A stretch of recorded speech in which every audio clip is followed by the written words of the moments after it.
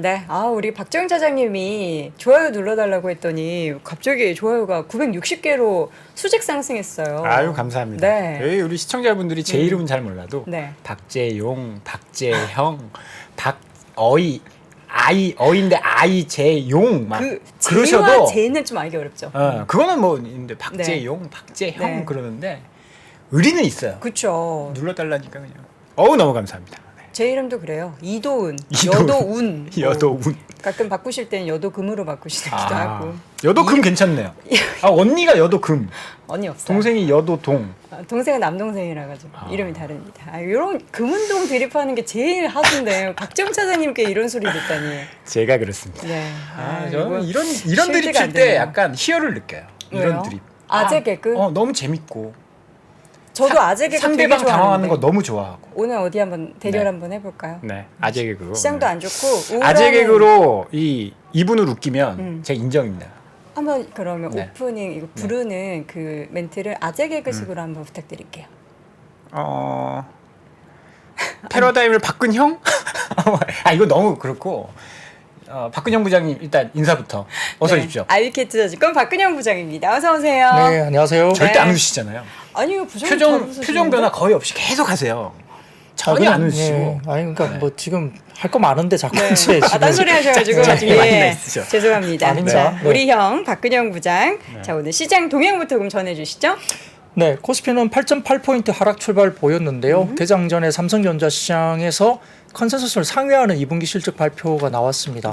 그럼에도 불구하고 역시 이제 실적이 좀 그런대로 잘 나오면 또 빠지는 게 일반적으로 삼성전자의 모습이었는데 오전에 외국인이 코스닥 매수 그리고 기관 선물 매수 출발을 보이면서 그래도 2차 전지 그리고 조선과 조선기자재, 피팅 그리고 정유화학, PCB 등이 강세 보이고 그 외에도 테마주로서는 히토리나 리튬, 페라이트 등의 강세가 보였습니다. 미국의 ADP 비농업 고용 변화 그리고 ISM 서비스업 지표 호조 때문에 오히려 긴축에 대한 경계가 나타나면서 하락 출발한 시장이 외국인 선물 매도 규모 확대로 낙폭이 확대되기도 했습니다. 9시 30분 기준 외국인들이 선물 5,100억 원대 매도가 나왔고요. 바닥권의 반등을 모색하던 시장이 10시 30분경 주가지수 선물을 장중 저점을 하향 돌파하면서 낙폭이 오히려 확대됐습니다. 동시간대에 홍콩 항생지수가 1.8% 급락을 했던 영향인데요. 11시 30분 기준으로 봐서도 외국인들이 선물 8,700억대까지 매도로 이루어지면서 하방 압력을 또다시 높였습니다. 외국인 대형주 위주의 전기전자, 철강금속, 화학을 순매도했고 기관도 대형주 위주의 전기전자 집중 순매도가 나타났습니다. 한편 수급과 종목단을 보더라도 삼성전자에 대해서 외국인과 기관이 순매도가 좀 집중되면서 코스피 하락폭 중에 삼성전자의 하락 기여도가 3분의 1 정도가 됩니다. 2시 30분까지 계속적으로 좀 좋지 못하던 시장이 이 시간 좀 지나면서 알리바바 등의 주가가 5% 이상 급등하면서 오중에 급락했던 홍콩 항생지수가 약보합까지 그리고 중국 상해지수는 플러스 반전이 나타났습니다. 이에 국내 시장도 낙폭 축소를 시도를 했는데 다만 외국인들이 선물 1조 3,600억까지 매도가 나오면서 반등을 상당히 좀 제한했고요. 6월 19일 이후에 누적 외국인들의 선물 계약은 마이너스 5만 계약 이상 매도가 나왔다는 거니까 전반적으로 외국인들 선물을 이번 주에 굉장히 많이 팔았습니다. 금주 매물 기준으로 봐서는 현물 기준으로 봐서는 오히려 기관이 현물이 많이 나왔는데 화요일 이후에 기관은 약 2조 원 정도의 현물을 기관에서 팔았기 때문에 이번 주에는 대부분 현물 매물을 기관들이 쏟아냈다 볼 수 있겠고요. 외국인들은 이 기간 동안 현물 매도 규모는 약 1,000억 원 정도 수준이니까 크게 팔진 않았습니다. 원달러 환율은 개장 직후에 1,310원까지 상승 보였는데 오히려 오장되면서 상승폭이 축소되면서 1,304원대로 하락을 했고요. 업종별로는 기계가 보합권 유지하면서 HD 현대기계와 그다음에 HD 현대인프라코어 등의 HD 현대그룹주가 강세 보였습니다. 이외 업종들은 일세의 약세를 보였고 특히 삼성바이오로직스나 셀트리온 중심으로 의약품이 가장 부진했고요. 해운과 항공주도 골고루 약세 기록하면서 원주 창고업도 수익률 하위권에 위치했습니다. 뒤이어서 전기전자 같은 경우는 반도체와 배터리 셀 업체들이 약세를 보였는데 특히 삼성전자 잠정 실적 결과 2분기 영업이 6천억 정도로 예상치를 상회했음에도 불구하고 기관 외국인 매물이 출회되면서 2%대 하락세를 보였고요. 하이닉스도 이제 비슷하게 빠졌습니다. 코스닥도 외국인 기관 순매도 영향이 하락했는데 업종별로는 통신 방송 서비스가 강세를 보인 반면 반도체나 운송 장비 부품 그리고 디지털 콘텐츠는 약세를 보였습니다. 네. 선물을 너무 많이 팔아요. 그러니까요. 이번 주에 거의 뭐 한 4만 계약 정도 오늘 13,000, 어제도 그제도 막 너무 많이 팔아서 외국인은 뭘 보고 있는 걸까요? 그렇지. 그래서 뭐 현물을 많이 안 팔고 있긴 한데요. 네. 계속적으로 지금 선물 쪽 부분들이 아까 말씀드렸던 약 5만 계약 이상 2월 19일 이후에 매도가 누적이 되고 있기 때문에 네. 조금 모르겠습니다. 일단 뭐 미중 갈등 격화라든지 뭐 이런 부분들 좀 경계를 하는 모습인 것 같고요. 약간 뭔가 찝찝한 게 있다라는 거 아닙니까? 네, 그렇죠. 우리나라에. 네, 그렇기도 하죠. 그런 부분 때문에 또 선물을 많이 팔다 보니까 국내 기관 같은 경우는 이제 프로그램이 또 나오게 되겠죠. 그렇죠. 그러다 보니까 이제 그런 것들이 현물까지 이제 이렇게 매물이 좀 압박이 되면서 좀 빠지고 있는데 이제 일단은 61선은 하회했습니다. 그런데 이제 코스피 기준 121선이 중요한데요. 2,500포인트 정도 수준이 121선이 이제 포진되어 있습니다. 그리고 오늘 오전에 많이 빠졌던 홍콩 항생도 좀 많이 올랐고 다시 그리고 중국 상해 지수도 플러스 반전했기 때문에 홍콩 항생은 플러스는 아니었지만 많이 빠졌다가 약보합까지 아래꼴을 달았거든요. 그러다 보니까 이런 것들이 다음 주에 좀 반전을 좀 줄지 국내 지수도 좀 지켜봐야 될 것 같습니다. 네. 네. 첫 번째 이슈 LG엔솔이 좋은 소식을 전했죠. 근데 뭐 주가는 크게 반응을 못했어요. 네, 근데 전반적으로 봐서는 뭐 엔솔이나 그 다음에 삼성 SDI 같은 셀 업체보다는 소재주 양극재 이쪽이 상당히 좋았는데 네. 그 핵심에는 결국 오늘 같은 경우는 리튬이라는 게 핵심 단어로 있습니다. 이 월스트리트 저널에서는 시장 조사 업체 모터 인텔리전스 자료를 인용해서 올해 상반기 미국에서 55만 7,330대의 전기차가 팔렸다 보도가 나왔는데 전년 동기 대비 50% 증가한 수치입니다. 같은 기간 내연기관차 판매 증가세는 10%이기 때문에 이를 상당히 앞선 수치이고요. 역시 전기차 판매가 압도적입니다. 미국의 전체 자동차 시장에서 전기차가 차지하는 비율도 1년 전에 5.4%에서 7.2%로 확대되고 있고요. 중국은 이미 30%가 넘죠. 네. 유럽도 꽤 높습니다만 미국 시장은 아직까지는 이제 초기 단계로 볼 수는 있습니다. 아울러서 이제 LG에너지솔루션이 북미 시장 공급망 강화를 위해서 대규모 리튬 확보에 성공했다는 소식이 전해지면서 이제 언론을 통해서 칠레의 SQM과 리튬 장기 구매 계약을 맺었다고 밝혔습니다. 그래서 2029년까지 7년간 SQM으로부터 10만 톤 규모의 리튬을 공급받게 될 거고 구매 계약으로는 최대 규모로 고성능 순수 전기차 200만 대 이상의 배터리를 제조할 수 있는 물량으로 알려지니까 이것도 이제 리튬 관련된 이슈가 이제 나온 겁니다. 삼성 SDI와 그다음에 GM이 인디애나주 전기차 배터리 합작 공장 투자를 늘리는 것도 또 알려졌고요. 인디애나주에 따르면은 예산위원회가 지난달 22일 열린 정기회의에서 삼성 SDI와 GM 합작 공장에 대한 약 460억 규모의 추가 성과 인센티브 지급안을 승인했다 알려져 있고요.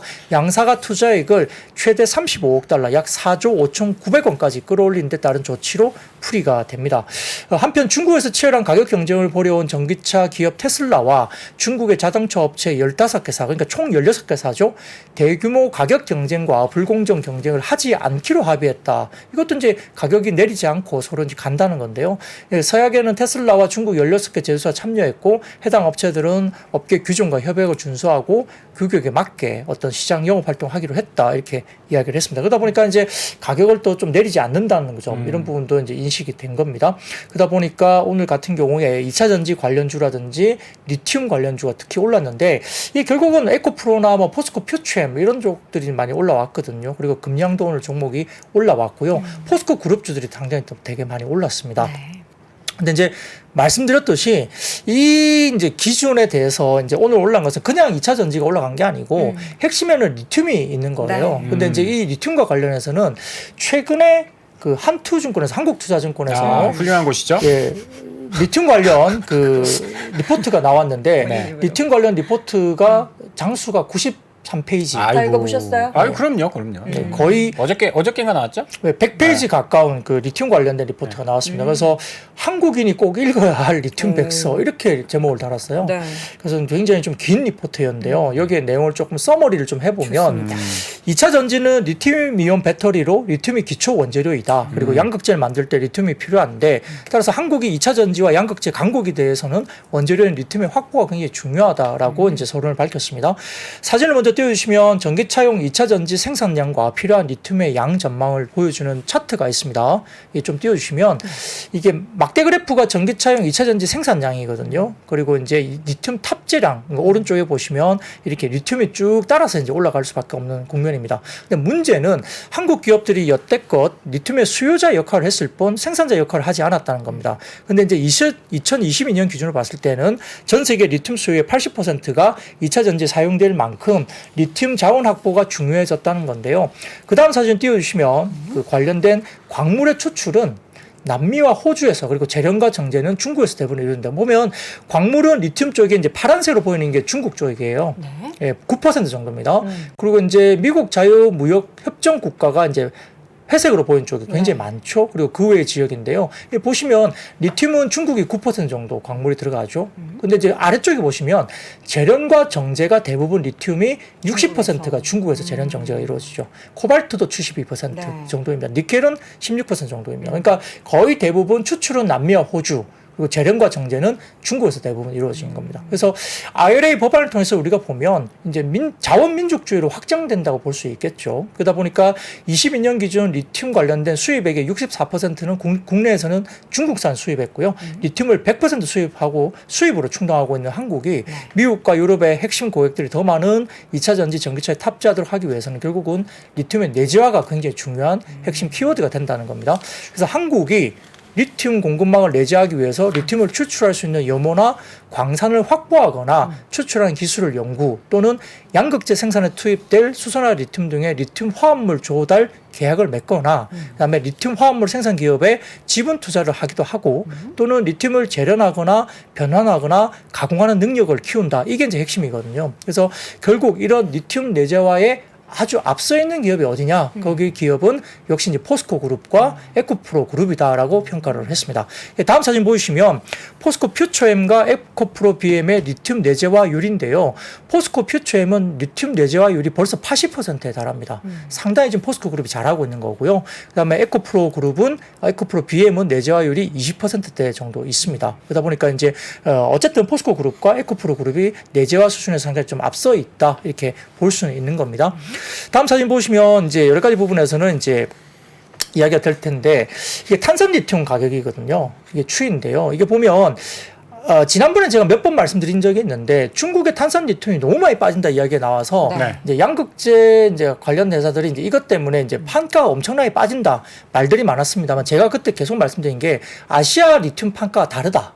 그래서 이제 대부분 포스코 퓨처엠을 저희들이 이제 미팅을 제가 개인적으로 해봤는데 아시아 판가에 따라가지 중국 판가에 따라가지 않는다고 그랬거든요. 그러다 네. 보니까 판가 하락률이 생각보다 그렇게 크지 않다. 그때는 평균 ASP가 한 5% 정도 빠지는 정도 수준이다라고 제가 미팅을 했었습니다. 그래서 네. 그 설명을 계속 드렸는데 아까 사진을 다시 한번 띄워주시면 지역별 조건별 탄산 리튬 가격 추이인데요. 거기에 보면 이 파란색으로 보이는 게 이제 중국 쪽의 리튬 가격이거든요. 네. 굉장히 많이 빠졌죠. 근데 이제 아래쪽에서도 조금 올라왔습니다만 반등이 좀 나왔네요. 예, 근데 검은색이 이제 아시아 판가입니다. 근데 아시아 판가는 고점 대비해서 좀 슬라이스하게 좀 상대적으로 덜 빠졌어요. 저 아시아 판가를 따라가는 겁니다. 그러다 보니까 이제 그런 괴리가 좀 있다는 것은 다시 한번 말씀드리겠고요.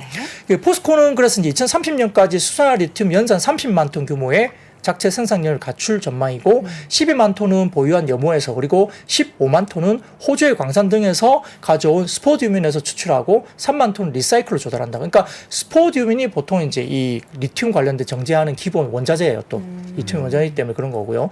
양극재 회사인 포스코 퓨처엠이 이제 28년부터 필요한 수산 리튬의 100%를 자체 조달할 수 있는 겁니다.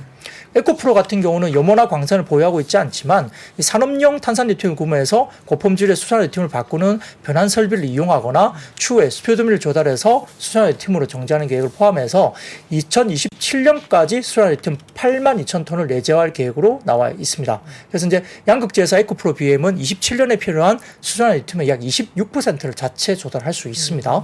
그래서 이런 부분들을 봤을 때 결국은 리튬과 관련된 부분에서 지금 이야기되는 것이 포스코 그룹 그다음에 에코프로 그룹 이쪽이 핵심이기 때문에 오늘 주가가 좀 상대적으로 튀어올랐고 포스코 케미칼 오늘 거의 뭐 퓨처엠 포스코 많이 퓨처엠이죠. 올랐죠. 네. 예, 급등했습니다. 그래서 이렇게 볼 수 있겠고요. 그 외에도 일부 이제 뭐 부가가치를 높이는 수산화 리튬 변환 관련된 종목으로 이야기되는 게 이제 이녹스 첨단 소재가 최근에 일부 이야기가 되고 있고 리튬 가공의 경우에는 분쇄, 탈철 건조를 대신해주는 사업으로 뭐 강원 에너지나 뭐 미래나노텍이나 대보 마그네틱 뭐 이런 종목들도 이야기가 계속 되는 것 같습니다. 그래서 이런 것들을 가지고 관련된 리튬 관련된 종목들이 계속적으로 주목을 받고 있는 모습이 나오는 건데요. 근데 이제 조금 더 이제 나아가서 오늘은 이제 핵심이 리튬 때문에 주가들이 좀 굉장히 강했잖아요. 급락하는 종목 이제 이런 시장에서도 리튬이 굉장히 많이 올라왔는데 그 다음에 이제 KB증권에서 오늘 리포트가 나왔는데 이 부분에서 좀 중요한 겁니다. 첫 번째 사진을 띄워주시면 KB증권에서 광물자원의 민족주의 관련해서 중국의 광물자원의 지배가 수출 통제 조치 결정이 되신 갈륨이나 게르마늄 이게 이제 반도체 쪽 이야기 되고 있고 이번에 금지한다 그랬죠. 그렇죠. 네. 그래서 이제 향후 주셔야 될 자원이 노란색 음영으로 보이는 히토리와 흑연이 된 겁니다. 이게 뭐냐면 이 표는 뭐냐면 중국의 광물자원의 점유율이 오른쪽 가로로 치는 X축은 생산량 점유율이고 Y축 세로는 매장량 점유율인데 그러면 오른쪽 위쪽에 있는 것이 가장 중국의 광물자원 점유율이 높은 거잖아요. 생산량도 많고 매장량도 많은 네, 거. 그게 갈륨이죠. 빨갛게 네, 보이는 것이 갈륨. 그죠? 생산량도 그렇고 매장량도 많은 게 갈륨입니다. 근데 그래서 이제 가운데 보시면은 흑연과 히토류가 오른쪽 생산량 점유율이 되게 높습니다. 네. 흑연하고 히토류가. 그래서 KB증권에서는 주셔야 될 자원이 히토류와 흑연 쪽으로 좀 본다라고 이야기를 했고요. 그다음 사진 보시면 그래서 히토류 같은 경우는 국가별 생산량과 매장량을 보여주는 차트인데 이 보시면 중국주에서 보시면 히토류 생산량이 뭐 굉장히 높고요. 그다음에 매장량 부분도 상당히 높게 형성되어 있습니다. 그래서 러시아 부분도 좀 일부 있긴 하지만 아마 매장량이 많은 국가들에서 생산을 확대하면서 중국을 대체할 수 있는 부분은 분명히 있긴 한데 그래도 불구하고 이제 생산량을 높이는 데는 상당히 좀 시간이 필요하다. 그리고 이제 환경적인 문제도 좀 있고 이렇기 때문에 아마 히토리를 대체할 수는 있겠지만 시간은 좀 필요하지 않느냐 이런 이야기를 하고 있습니다.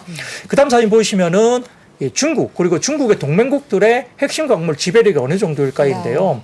이게 이제 뭐 노란색과 그다음에 녹색으로 이렇게 보이는 부분이 있는데 각 그 광물별 이렇게 나오는 부분이 있습니다. 그래서 이 보시면은 노란색 부분은 핵심 광물 생산량과 매장량과 관련된 부분에서 중국의 점유율을 나타내는 표를 이제 도표로 해가지고 노란색으로 이렇게 네모나게 쳐 있는데 네. 갈륨과 알루미늄이 상당히 높습니다.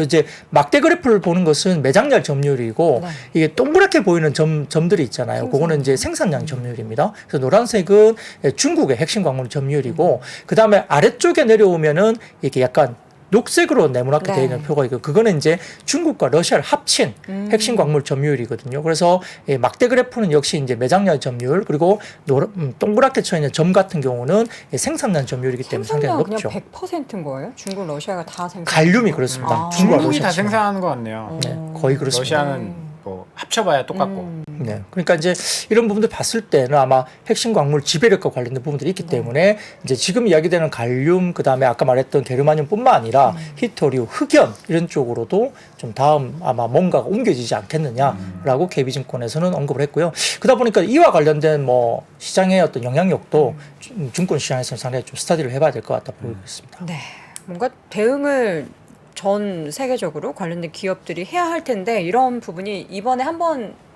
촉발되고 끝나는 게 아니라 갈등이 계속 될 거로 예상을 한다면 대비를 해야겠죠?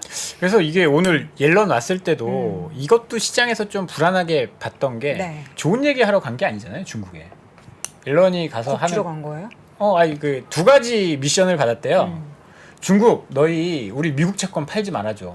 왜 우리 채권 시장 힘드니까. 와. 그리고 우리 뻔뻔하다. 너희한테 반도체 안 팔 거야. 이거 두 가지. 뭐 협박하러 간 거예요? 상반된 거를 이야기하러 간 깡패요, 거니까 깡패. 이번에 옐런이 중국 들어갔을 때 중국 고위급 관계자가 나와서 맞이하는 사람 아무도 없대요. 뭐 제대로 옐런이 중국에서 미국으로 갈 수 있는 거예요? 에이 그래도 미국의 재무장관인데 뭐 그렇죠. 그런 근데 걱정을 기분이 합니까? 제가 중국인들이라면 네. 왜 왔지? 예. 나 대화 안 할래. 그럴 그래서 것 막 같은데요. 홍콩 시장도 박살나고 그런 게 약간 그런 영향이 양심이 있지 않나 없네요. 싶습니다. 양심이. 네. 뭐 하나 주러 갔으면 아니 그러니까 뭐 하나 갔으면 주고 줘야죠. 받아와야 되는 건데 그럴 생각은 없는 것 같아요. 옐런 장관 관련 방중 관련해서 뭔가 뉴스들이 많이 나와야 되는데 이게 나오면 나올수록 안 좋은 얘기들이 있을 것 같아서 안 나왔으면 차라리 좋겠습니다. 주말에 뉴스 보지 마세요. 네. 첫 번째 이야기 리튬 관련해서 우리 박은영 부장님 쫙 정리를 해주셨고요. 두 번째로는 삼성전자. 네, 반도체도 오늘 좀 좋지 못했고 최근에 많이 올랐던 부품들 소부장들도 꽤 네. 많이 빠졌는데 동진 세미캠이 좀 버티는 모습이 보였고요. 뭐 덕산아이 메탈 뭐 이런 종목들은 좀 뭐 버텼죠. 한미 반도체라든지 뭐 어저께 좀 많이 빠졌었던 뭐 선단 공정이나 HBM이나 이런 쪽은 좀 버티던데 네. 일반 반도체 쪽은 오늘 그렇죠. 예, 쉽지 않았죠. 그래서 이제 결국 삼성전자가 잠정 실적을 발표하면서 이제 영업이익 6천억 정도 내는데 시장의 뭐 컨센서스가 뭐 2천억대 정도 수준이었으니까 상당히 좀 컨센 대비는 잘 나왔습니다만 이 2008년 글로벌 금융위기 당시인 4분기 영업 손실 7,400억 이후에는 가장 부진한 실적이라고 알려져 있습니다. 그러다 보니까 오늘 뭐 IT 같은 경우는 뭐 삼성전자나 이런 쪽으로 좀 집중적으로 매도가 좀 나오긴 했는데 한 2% 정도 이제 시장이 빠졌죠. 그래서 시장에서는 디램 출하량 증가, 재고 감소 등으로 실적을 거둔 이렇게 나온 걸로 보고 있는데 바닥에 대한 이야기는 뭐 어느 정도 계속 이야기가 됐던 부분이기 때문에 향후의 기대감을 좀 지켜봐야 될 것 같습니다. 사진을 띄워주시면 삼성전자의 실적 추이를 나타내는 표인데요. 이게 보시면은 뭐 많이 나올 때는 뭐 14조 뭐 이렇게 막 냈잖아요. 2022년 1분기 네. 분기 영업이익이 14조씩 막 이렇게 나왔는데 지금은 6천억 정도니까 상당히 좀 많이 빠진 겁니다, 실제로. 그래서 좀 이런 부분들은 물론 이제 컨센 대비는 좋았지만 절대 영업이익으로서는 상당히 좀 부진한 부분이 분명히 많습니다. 지난밤 뉴욕 시장에서도 뭐 전반적으로 필라델피아 반도체 지수가 더 빠지기도 했고 인텔도 1.6%, 마이크론 테크놀로지 1.3%, 엔비디아도 0.5% 등등이 빠졌는데요. 뭐 그러다 보니까 이제 약간 우려감이 분명히 있습니다. 근데 이제 빠지기는 했는데 아직까지 시장에서는 좀 반도체에 대한 긍정적인 어떤 뭐 코멘트는 계속 나오고 있는 부분인데요. 네. 어떤 게 있냐면 첫 번째 사진을 띄워주시면은 트렌드 폴스에서 나온 이야기입니다. 이 표가 보면 이제 23년 2분기하고 3분기에 대한 부분에서 이제 각 그 제품마다 이렇게 이야기를 하는 건데 이 보시면은 뭘 보시냐면 3분기 그러니까 오른쪽에 2023년 3분기에 3D 낸드 웨이퍼를 보시면 0에서 5% 정도 올라갈 것이다 보는 겁니다. 네. 그러니까 3분기 낸드 웨이퍼 가격은 트렌드 포스에서는 3분기부터 낸드 웨이퍼가 가격이 반등이 시작될 거라고 보는 거예요. 그러니까 계속적으로 가격은 지금 빠지고 있는데 가격이 올라가는 게 언제냐부터 이야기됐을 때 트랜스포스는 일단 3분기부터는 낸드 웨이퍼 가격은 반등이 시작한다라고 이게 평가를 했습니다. 그 다음 사진 보시면 디지타임즈 이야기인데요. AI 수요 증가로 HBM 가격은 계속적으로 가격이 올라가고 있다는 외신 기사가 나왔습니다. 그러다 보니까 HBM이 올라가면 블렌디드 ASP가 계속 올라가게 되는 거거든요. 그러면 이제 일단 그런 부분은 영업이익을 빨리 이제 우상한 그림을 그려줄 수 있는 부분들로 이야기될 수 있는 부분이고요. 더군다나 다음 사진을 보여주시면 모건 스탠리가 이제 이야기한 게 있습니다. 이게서 일부 이제 모건 스탠리의 보고서가 발췌된 부분인데 HBM 관련된 성장성을 이제 우리가 이야기하고 있는 포캐스트, 그러니까 전망치 관련 이야기인데요.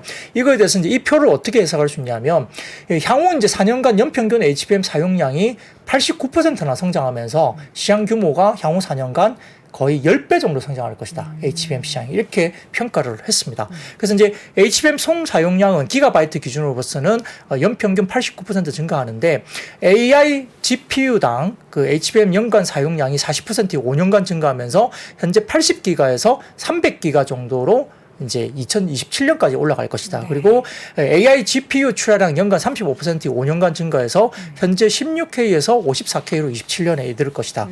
그리고 이제 HBM 총 판매량 달러 기준으로 봤을 때는 연평균 76% 증가해서 용량 기준 봤을 때는 89% 연평균 증가인데 용량당 단가로 봐서는 현재 15달러에서 11달러로 이제 용량당 단가는 떨어진다는 겁니다. 그래서 현재 HBM을 게임 체인저로 보는 입장의 핵심은 AI GPU에 탑재되는 HBM의 가격이 현재 1200달러 수준에서 2027년에는 3500달러까지 올라갈 것으로 보는 겁니다. 그러니까 보통 메모리는 물량이 많아지면 가격이 떨어지게 그렇죠. 되는 게 메모리거든요. 근데 이제 HBM은 그렇지 않다고 보는 거예요. 가격이 계속 올라갈 거라고. 네, 물건도 모자랄 거고 계속 올라갈 거로 보는 겁니다.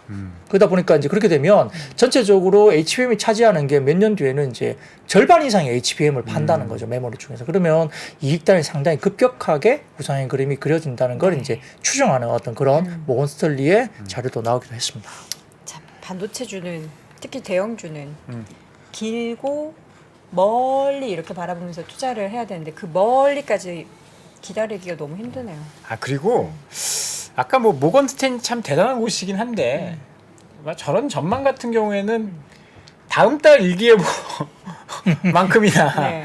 맞히기 쉽지 않은 좀 약간 대충 던져놓는 느낌이에요. 그냥 뭐 본인의 이제 상상력과 모든 것을 동원을 해서 네.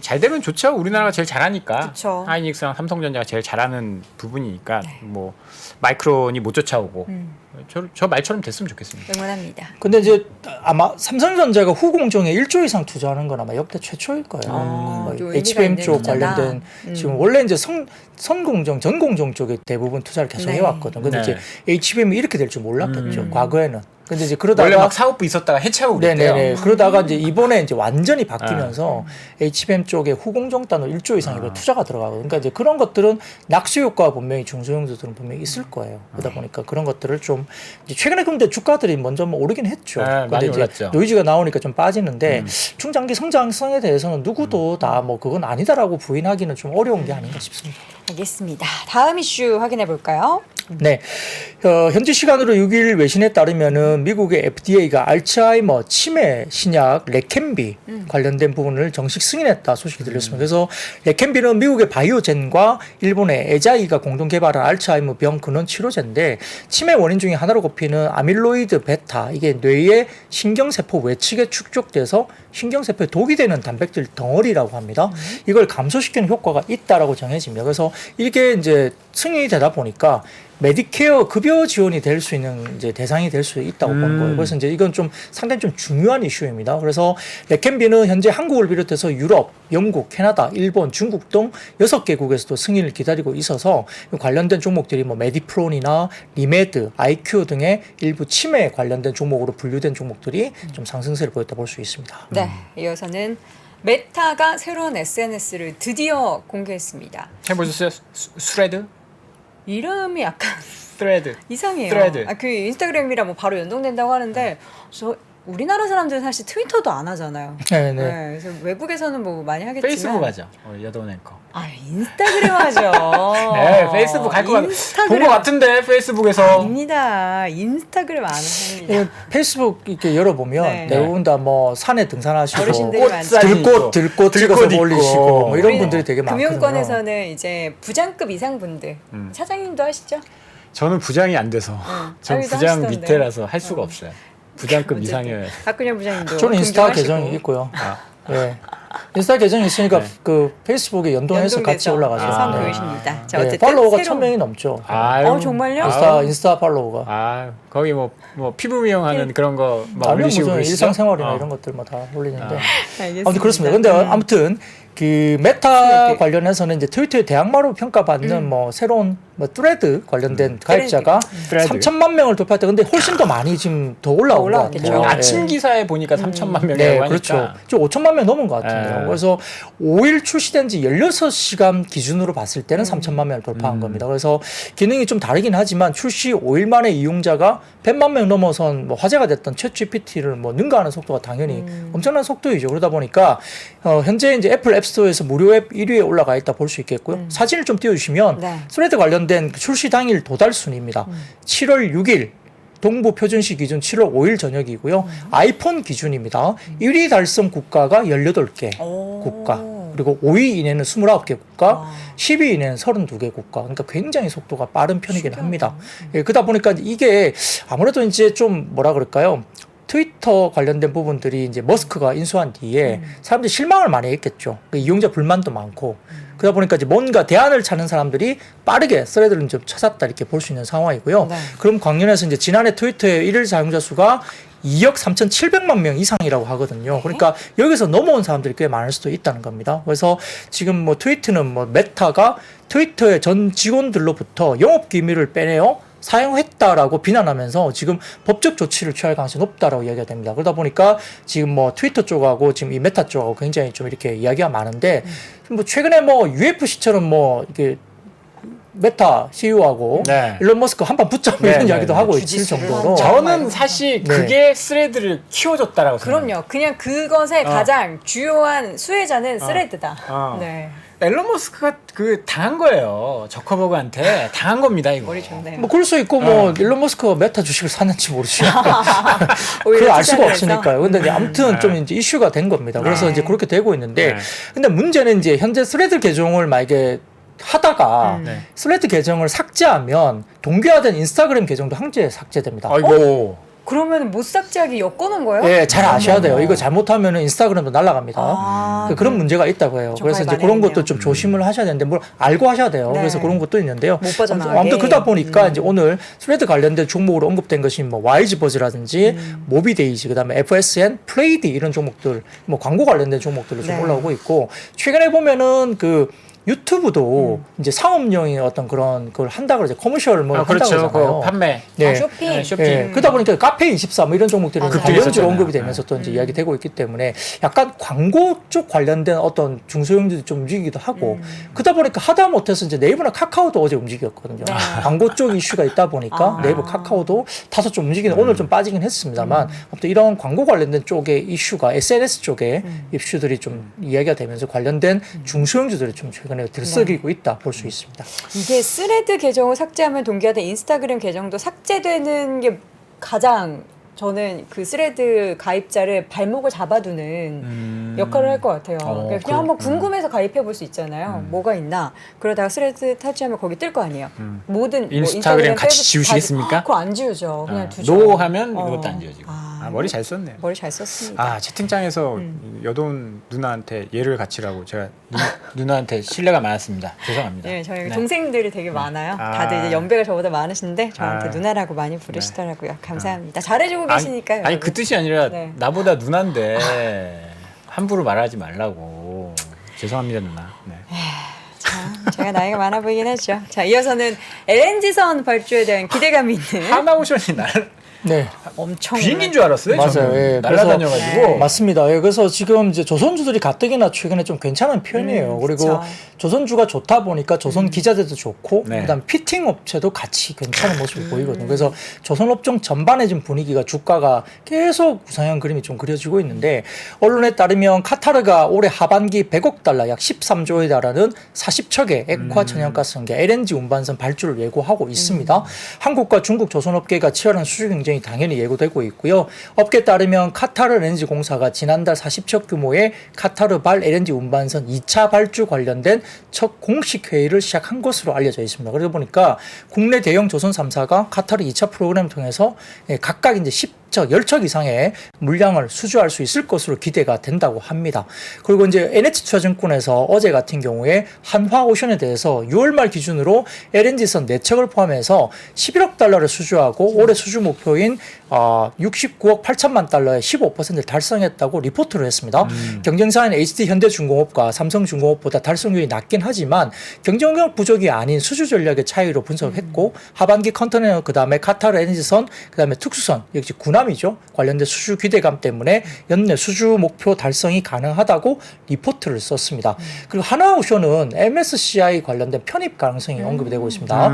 표를 좀 띄워주시면 MSCI 3분기 리뷰 예상 편입 종목으로 이제 분류가 되어 있는데요. 네. 편입이 여기에 그 에코프로도 있죠. 그러다 보니까 에코프로가 세계적으로 좋은 거예요. 네. 이 편입 가능성이 높게 형성되니까 이제 관련된 이제 펀드 관련 추종하는 자금들이 먼저 선침에 들어올 수 있는 거고요. 그다음 JYP 엔터, 그다음 한화오션이 들어있죠. 현대 롯템도 편입 가능성이 이야기됩니다. 편출은 뭐 롯데에너지 머티리얼즈나 이마트, CJ, 편오션, 카카오게임 등이 이야기되고 있는데 이런 부분들이 이제 관련된 한화오션에 대한 수급도 일부 이제 이야기되고 있는 상황입니다. 한편 이제 영국 그 해운조선사 시황 분석기관인 클락슨 리서치에 따르면은 6월 한 달간 전 세계 상박 발주량은 276만 CGT, 이게 95척 정도 규모인데요. 전년 동기 대비 49% 감소했다. 그리고 한국은 38만 CGT, 약 10척 등으로 중국 71척에 비해서 두 번째로 많은 수주 실적을 달성했다. 근데 이제 이게 어떤 배를 수주하냐에 따라 좀 다르죠. 물량은 중국이 많긴 하지만 네. 배의 어떤 퀄리티나 가격이 문제입니다. 그 1월부터 6월까지 상반기 누계 발주가 1,781만 CGT, 약 678척으로 전년 동기 대비 34% 감소했고요. 한국은 114척, 중국은 428척의 수주 실적을 기록했다고 합니다. 근데 이제 고부가가치선을 우리가 많이 하고 있기 때문에 이걸 조금 내용적으로 좀 다르게 볼 수는 있습니다. 아울러서 이제 아까 말씀드렸던 하나오션은 대규모 시설 투자 기대감도 어느 정도 있는 것으로 이야기됩니다. 다음 사진을 좀 띄워주시면 최근에 이제 신조선가 관련된 이야기가 많이 나옵니다. 이 보시면은 클락선 신조선가 추이 주간 단위인데요. 계속 올라가죠. 근데 이제 끝무렵에 빨간색으로 보시는 게 끝부터 보시면 네. 5월 19일 이후부터 보시면 6월 30일까지 거기도 세밀하게 보셔도 이제 올라가는 모습이 네. 보이거든요. 그래서 신조선가가 상당히 좀 강세를 보인다는 점도 조선주의 흐름이 나타나는데요. 보통 이제 한 3년치를 먼저 당겨서 주가가 많이 올라가요. 3년치. 예, 왜냐하면 이제 아주 이제 시가총액이 좋았을 때가 2007년도였거든요. 네. 근데 그때가 2010년도가 실적이 피크였어요. 그러니까 3년치를 당겨서 2007년도 좋았거든요. 근데 지금 분위기가 2026년도가 너무 좋은 거예요. 이제 뭐 지금 최근에 수주권이라든 이런 것들 네. 계산했을 때 26년도가 좋은 거니까 23년도가 좀 먼저 3년치를 당겨서 최근에 주가가 좀 올라가는 거 아니냐 이렇게 보는 것 같습니다. 그러면 이제 올해 지나면 네. 어떨까? 어. 이거는 조금 퀘스천이겠죠. 아. 예. 올해 사실 조선주가 많이 오르긴 했는데 그 2023년에서 2026년 실적을 당겨봤을 때는 아직은 오를 룸이 좀 남아 있을까요? 일단 그게 이제 수주에 달려 있는데 네. 연초에 좀 안 좋았었던 이유는 수주 잔고가 사실 작년보다는 좀 수주 절대량이 그렇게 네. 많지 않아서. 어. 근데 지금 수주가 계속 나오고 있고 아까 처음에 이야기한 이제 카타르 프로젝트 요게 이제 발주가 나올 게 또 대기하고 있어서 이게 뭐 수주가 지금 하나오션 빼고는 거의 작년 그러니까 수주 목표를 거의 다 달성해 놓은 수준이거든요. 이미? 네. 오. 근데 지금 하나오션이 더 올라가는 건 네. 아 그래 지금 얘들은 수주 목표가 다 돼서 이제 뭐 채울 수 있는 거는 뭐 할 수 없다. 네. 발주하려면 하나오션에 가야 된다. 근데 아까 보셨듯이 신조선가가 계속 올라가니까 뒤에 수주하면 뒤에 수주할수록 더 비싸게 더 수주할 수 비싼 있다. 배를 수주하게 되는 기다렸다가 수주하니. 그러면서 하나오션이 막 급등하는 것 같아요. 네, 조선주 사실 그동안 너무 언제 대체 오르는 거야? 언제 좋아지는 거야? 했는데 올해는 또 쏠쏠한 수익을 많이 누리셨으면 좋겠고요. 이미 이제 과거부터 투자하셨던 분들 올해가 좀 수익의 원년이 됐으면 좋겠습니다. 자, 이어서는 또 재건 이슈가 생겼네요. 네, 이건 뭐 역시 테마성이라고 테마성. 보시면 좋겠습니다. 뭐 매달 나오는 것 같아요, 네, 재건은. 확정된 게 없기 때문에 지금 그러하고요. 지금 LG, 한화 등 89개 기업 기관으로 구성된 경제사절단이 이제 동행을 아마 윤석열 대통령과 함께 하는 것 같습니다. 폴란드 공식 방문이 있는 거죠. 그래서 폴란드 관련해서 이제 재건 위한 기업 간담회 참여한다 이야기 나오는데 이 뭐 간담회 간다고 해서 뭐 어떤 종목들이 당장 무슨 변화가 있는 건 아닌데 뭐 이런 기사가 나오면 또 종목들이 계속 시장이 또 움직이기 때문에 조심은 해야 됩니다만 어떤 시장의 흐름은 그렇게 반영을 하는 것 같다라는 느낌인데요. 다산 네트워크스가 상한가를 뜬금없이 네. 갔습니다. 그리고 최근에 뭐 삼부 토건이 이런 종목들도 많이 올라갔는데 좀 조심은 해야 되겠죠. 실제로적으로 뭐 실체가 있는지는 아직은 명확하게 이제 결정된 건 없습니다. 네. 자, 이어서는 증권주들이 하락을 했어요. 이유가? 네, 당연히 이제 지금 최근에 뭐 증시도 좀 올라가다 좀 빠지고 거래 대금 이런 것도 그렇고 그다음에 이제 주가 관련된 부분도 그렇지만은 이제 실질적으로 지금 가장 문제는 채권 부분이에요. 채권 평가손의 축소가 금리가 되는 또 거죠. 급등하고 있더라고요. 네, 그리고 이제 부동산 PF 충당금 적립이 또 많을 거고요, 증권주들이. 그리고 CFT 미수채권 손실도 일부 증권사들은 있겠죠. CFT 계약을 했던 거래를 했던 그런 증권사가 있습니다. 그런 쪽은 아마 그런 부분도 있기 때문에 일회성 손실 부분도 좀 있을 가능성이 높습니다. 그래서 이런 부분도 좀 보수적으로 봐야 될 것 같고요. 특히 이제 중요한 것은 이제 최근에 뭐 이렇게 뭐 새마을 금고 이슈도 있고 그다음에 이제 지금 GS 건설 이슈도 있고 그렇기 네. 때문에 다소 좀 PF나 이런 부분에 대한 우려가 또 여전히 있는 것 같아요. 그리고 시장도 거래 대금 이런 것들이 추가적인 어떤 개인적인 자금들이 많이 들어오는 시장이 아직은 아니기 때문에 그런 부분이 조금은 컨센서스가 약간 좀 하회되는 어떤 부분들이 많을 수도 있다는 점에서는 네. 증권업종 그리고 뭐 좀 이따 말씀드리겠지만 이제 은행도 마찬가지로 좀 좋지 못한 모습입니다. 네. 이어서는 건설주가 최근에 뭐 계속 안 좋은 이슈로 하락하고 있죠. 네, 어제도 뭐 짧게 말씀을 또 드렸습니다만 GS건설이 이제 이번에 인천 검단 아파트 전면 재시공 관련해서 공시를 냈는데 네. 5,500억을 23년 상반기 결산의 손실로 반영한다 나와 있고요. 철거부터 신축 아파트 준공 때까지 약 5년 동안 분할하면서 이제 투입을 하겠다 예정을 했습니다. 그러다 보니까 이베스트 투자증권에서 관련된 부분에 대해서는 결산 손실 반영으로 2분기 예상 매출액과 관련된 부분에서 3조 3,280억으로 매출은 9.2% 전년 동기 대비 증가하지만 영업 적자가 3,796억을 기록할 것이다. 그러니까 이제 5,500억을 이제 반영을 하는 거겠죠. 네. 근데 이제 문제는 저는 여기에 있다고 봐요. 국내 신용평가사 3개사가 GS건설에 대해서 올해 안에 만기가 도래하는 1조 2,839억에 대해서 채권 발행의 어려움 때문에 차원에 어려울 가능성이 있다라고 좀 굉장히 조심스러운 분석을 했습니다. 그럼 어떻게 되는 거죠? 이제 아니 뭐 지금 채권 발행이 안 돼서 뭐 차원이 네. 안 된다 이걸 결정짓는 이야기는 아니고 이렇게 문제가 생기다 보니까 아마 채권 발행에 어려움이 좀 생길 가능성도 있지 않겠나. 왜냐하면 이제 신용 등급이 하향 조정될 수도 있고 네. 여러 가지 부분에 대해서 좀 GS건설이 발행하는 채권을 이제 매수를 안 해줄 수도 있잖아요. 시장에서 소화를 안 해줄 수도 있다는 네. 가능성이 있다는 것을 조심스럽게 좀 우려를 했고요. 그러다 보니까 올해 만기가 도래하는 자금이 GS건설이 1조 2,839억 정도가 됩니다. 이거 차원이 안 되면 또 좀 문제가 될 수도 있거든요. 레고랜드 사태가 또 불현듯 떠오르는. 네, 그래서 저는 이게 좀 내관이 혹시 될까 이게 좀 불안한 게 있는데요. 근데 문제는 이제 시장에서는 뭘 보냐면 GS건설이 조금 문제가 됐는데 이제 건설업계 전반적인 투자 심리가 좀 악화되는 쪽으로 갈 가능성이 있다고 볼 수 있는 거죠. 그래서 NH투자증권에서는 오늘 뭐 대우건설에 대해서도 이제 목표 주가 하향을 했고요. 아니 갑자기 대우건설은 왜? 이제 전반적으로 GS건설 건설업체 다 다 이제 좀 전반적으로 좀 하향 조정을 대부분 다 했습니다. 그래서 이야기를 했고 과거에 이제 이게 왜냐하면 22년도에 이제 그 광주의 화정 아이파크를 그렇죠. 약간 이슈가 현대산업개발. 있었잖아요. 네. 그때도 건설업종 전반적으로 다 좀 주가가 다 같이 좀 안 좋았거든요. 그 영향을 계속적으로 보는 것 같고요. 근데 이제 또 일부 언론에 따르면은 부동산 경기가 조금 다시 침체로 가면서 지방 소재 소규모 건설 회사들이 또 법정 관리 신청하는 회사가 굉장히 많아지고 있다고 합니다. 그래서 자체 아파트 브랜드를 가진 중소건설사로부터 설비 회사까지 경영에 계속 어려움을 뭐 겪으면서 회생 법원을 뭐 찾고 있다 이렇게 이야기되고 있기 때문에 네. 다소 조금 뭐 부동산 관련된 이슈가 이 건설주로 좀 이제 이어지는 그런 모습인데 그러다 보니까 좀 저는 이제 그래서 채권 시장에 대한 부분도 되게 좀 어려움이 생길까 그게 조금 약간 우려가 개인적으로 되고 그렇게 되면 또 다시 이제 주식 시장에도 이게 또 영향이 있을 수 있거든요. 그게 좀 되게 어려워요. 그러니까 지금 계속 연달아 일어나는 것 같아요. 어제도 나온 뉴스 중에 하나는 중국 지방정부, 네. 지방정부 디폴트, 그게 또 중국 그 지방은행, 지방은행까지 연결돼서 뭐 좀 문제가 생길 수 있다. 그러면서 홍콩 시장이 3% 급락했잖아요. 뭐 우리나라도 새마을금고 네. 뭐 이슈 네. 이런 것들 나오고 여기 건설. 또 건설 뭐 건설사 PF PF. 다 연결되어 있잖아요. 그렇죠. 이게 다 순환 고리가 있는데 외국인들이 선물을 파는 이유가 사실 이런 것들 있는 때문이다라고 거죠. 하면 이게 사실 이게 하루아침에 또 끝날 문제는 아니. 작년 레고랜드 때는 정부가 이제 확 개입을 해가지고 그렇죠. 바로 진화를 했는데 이건 어디서부터 진화를 해야 되는 건지 좀 그러니까 쉽지가 않은 문제라서. 항상 이제 고민이 이제 8월에 한번 변수가 있잖아요. 왜냐하면 GS건설에 83개 단지 정도가 될 거예요. 네. 거기에 대한 전수조사에 대한 결과가 8월에 또 나와요. 아. 근데 거기에 완벽하다라고 나오기가 좀 쉽지 않겠죠. 그렇죠. 문제는 그렇겠죠. 발생하겠죠.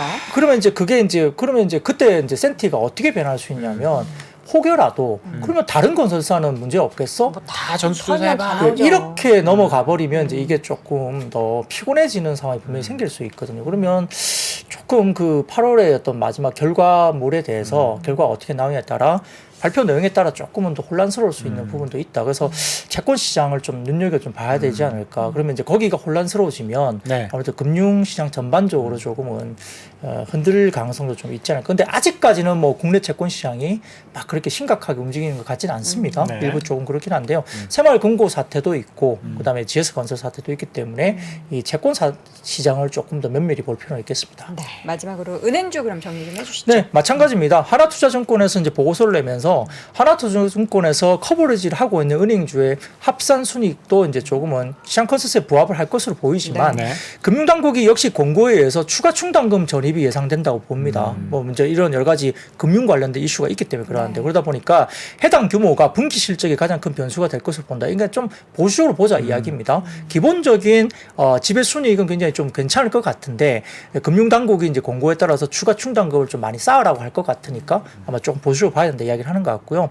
그리고 이제 부동산 PF 대출 부실 관련 뭐 새마을금고를 포함한 불확실성이 지속되고 있기 때문에 금융사들이 별로 이제 좀 센티가 안 좋을 수밖에 없죠. 그러다 보니까 종목들도 좀 빠지는 구간인데 다만 하나투자증권에서는 이제 커멘트는 커버리지 하는 은행주들의 밸류에이션은 코로나 충격 구간을 제외하면 역사적 저점 수준까지 이제 가격이 좀 주가가 빠져 있다라고 평가를 했습니다. 그래서 NIM이라든지 성장 그다음에 여러 가지 펀더멘털 요소가 연중 개선되기는 좀 어렵다고 뭐 볼 수는 있겠지만은 이미 주가에 반영된 수준까지 주가들은 빠져 있다라고 분석했으니까 사실은 좀 저평가되어 있다 평가를 한 거예요. 근데 이제 올라가는 것은 또 좀 다른 문제죠. 주가 올라가는 것은 좀 다른 문제인데 아무튼 좀 보수적으로 보되 어떤 밸류에이션 부분을 봐서는 하나투자증권에서는 코멘트를 어쨌든 은행주들은 좀 많이 빠져서 저점 수준에 있다라는 평가까지는 했습니다. 네.